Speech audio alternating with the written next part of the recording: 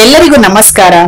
ನಾನಿವತ್ತು ಕೆಸುವಿನ ಸೊಪ್ಪಿನ ಪಲ್ಯ ಹೇಗ್ ಮಾಡೋದು ಅಂತ ಹೇಳ್ಕೊಡ್ತಾ ಇದ್ದೀನಿ. ಈ ಪಲ್ಯ ವರ್ಷದಲ್ಲಿ ಒಮ್ಮೆ ಆದ್ರೂ ತಿನ್ಬೇಕು, ತುಂಬಾನೇ ಒಳ್ಳೇದು. ಕೆಲವರಿಗೆ ಇದನ್ನ ಪಲ್ಯ ಮಾಡಿ ತಿನ್ಬೋದು ಅಂತಾನೆ ಗೊತ್ತಿರಲ್ಲ. ನಾನಿವತ್ತು ಈ ರೆಸಿಪಿನ ನಿಮ್ ಜೊತೆಲಿ ಶೇರ್ ಮಾಡ್ತಾ ಇದ್ದೀನಿ.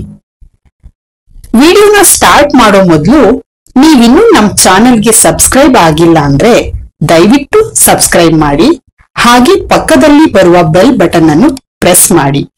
ನಾನು ಅಪ್ಲೋಡ್ ಮಾಡುವ ಹೊಸ ವಿಡಿಯೋಗಳು ನಿಮಗೆ ನೋಟಿಫಿಕೇಶನ್ ಅಲ್ಲಿ ಬರುತ್ತೆ.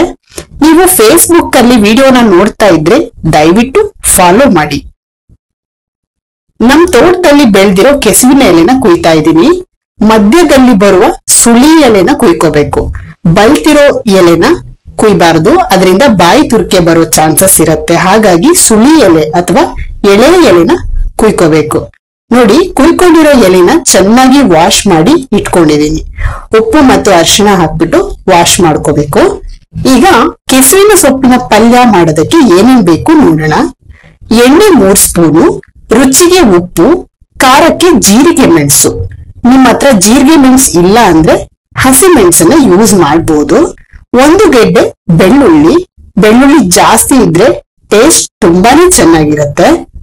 ಸಾಸಿವೆ 1 ಸ್ಪೂನು, ಹುಳಿ ಅಮಟೆಕಾಯಿ 6 ರಿಂದ 7. ಈಗ ಹೇಗ್ ಮಾಡೋದು ನೋಡೋಣ.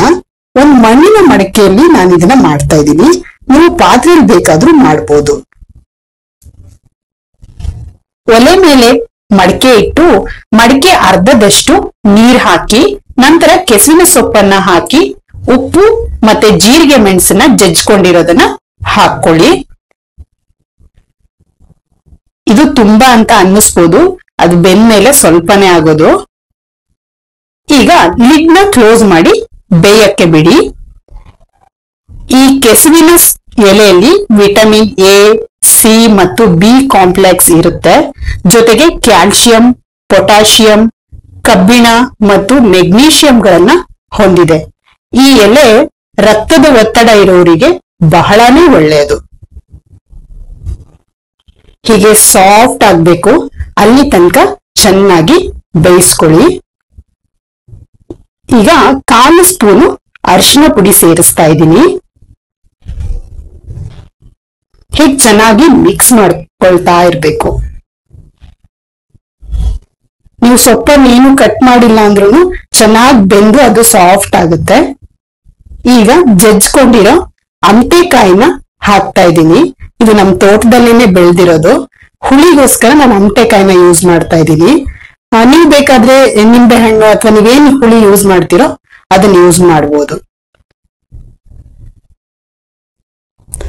ಈಗ ಒಗ್ಗರಣೆ ರೆಡಿ ಮಾಡ್ಕೊಳ್ಳೋಣ. ಅದೇ ಮಡಕೆಯಲ್ಲಿ ನಾನು ಆಯಿಲ್ ನ ಕಾಯಕ್ಕೆ ಇಡ್ತಾ ಇದ್ದೀನಿ. 2 ಸ್ಪೂನು ಆಯಿಲ್ ಹಾಕೊಂಡಿದ್ದೀನಿ. ಆಯಿಲ್ ಬಿಸಿ ಆದ್ಮೇಲೆ ಸಾಸಿವೆ, ಜಜ್ಕೊಂಡಿರೋ ಬೆಳ್ಳುಳ್ಳಿ, 1-2 ಒಣಮೆಣಸು ಬೇಕಾದ್ರೆ ಈ ಟೈಮಲ್ಲಿ ಸೇರಿಸ್ಬೋದು. ಇದನ್ನೆಲ್ಲ ಹಾಕ್ಬಿಟ್ಟು ಚೆನ್ನಾಗಿ ಫ್ರೈ ಮಾಡ್ಕೊಳ್ಬೇಕು. ಬೆಳ್ಳುಳ್ಳಿ ಸ್ವಲ್ಪ ಕಲರ್ ಚೇಂಜ್ ಆಗ್ಬೇಕು. ಜಾಸ್ತಿ ಬೆಳ್ಳುಳ್ಳಿ ಹಾಕಿ ಒಗ್ಗರಣೆ ಮಾಡೋದ್ರಿಂದ ಕೆಸುವಿನ ಸೊಪ್ಪಿನ ಪಲ್ಯ ತುಂಬಾನೇ ರುಚಿಯಾಗಿರುತ್ತೆ, ಒಳ್ಳೆ ಫ್ಲೇವರ್ ಕೂಡ ಇರುತ್ತೆ. ಈಗ ಬೇಯಿಸ್ಕೊಂಡಿರೋ ಕೆಸುವಿನ ಸೊಪ್ಪನ್ನ ಸೇರಿಸ್ತಾ ಇದ್ದೀನಿ. ಹೀಗೆ ಚೆನ್ನಾಗಿ ಮಿಕ್ಸ್ ಮಾಡ್ಕೋಬೇಕು.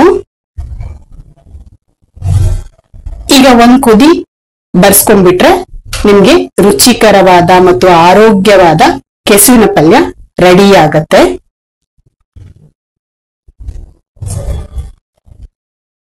ನೀವು ಮನೆಯಲ್ಲಿ ಟ್ರೈ ಮಾಡಿ ಹೇಗ್ ಬಂತು ಅಂತ ಕಮೆಂಟ್ ನಲ್ಲಿ ತಿಳಿಸಿ.